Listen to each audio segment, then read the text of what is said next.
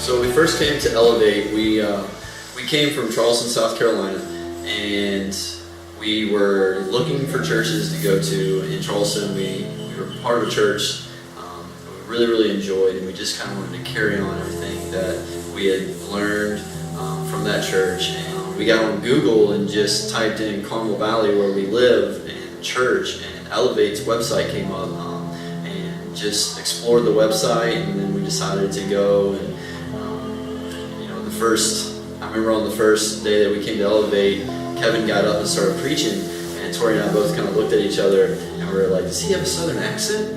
Yes, there was actually another church that we attended probably 3 or 4 times, and it came down to the decision if we were going to make that our home church, or if we were going to keep looking. And I think we both went over the list like several times, the things that we liked and the things that we didn't like about it, and we were like, well, I don't know, let's just try one more. So then we Googled it that night and came to Elevate the next Sunday.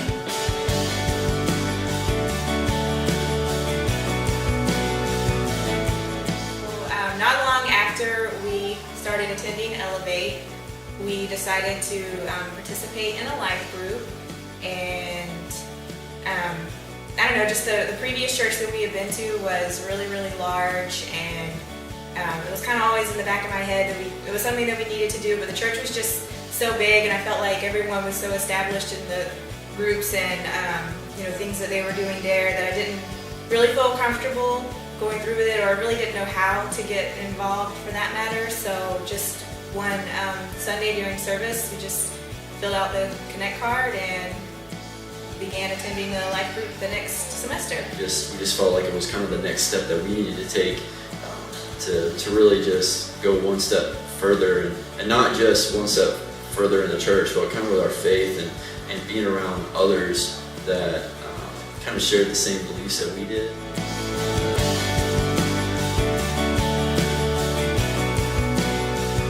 In our life group, we went through the Sun Stand Still book, and everyone kind of came up with a Sun Stand Still prayer, or prayers of audacious faith.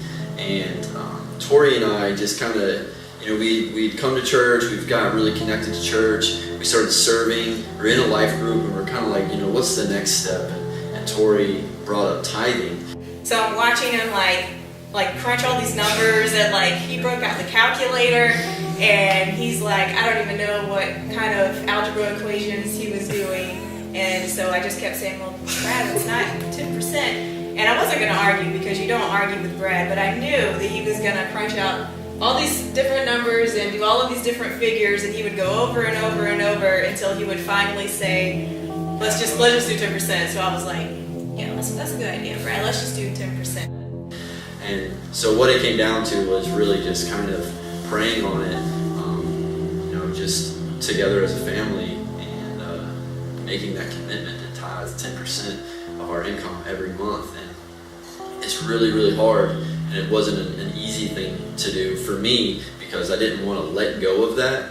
But we've started doing it now, and it's just really an awesome thing. I think it's really helped me personally to take my next faith, or my next step of faith.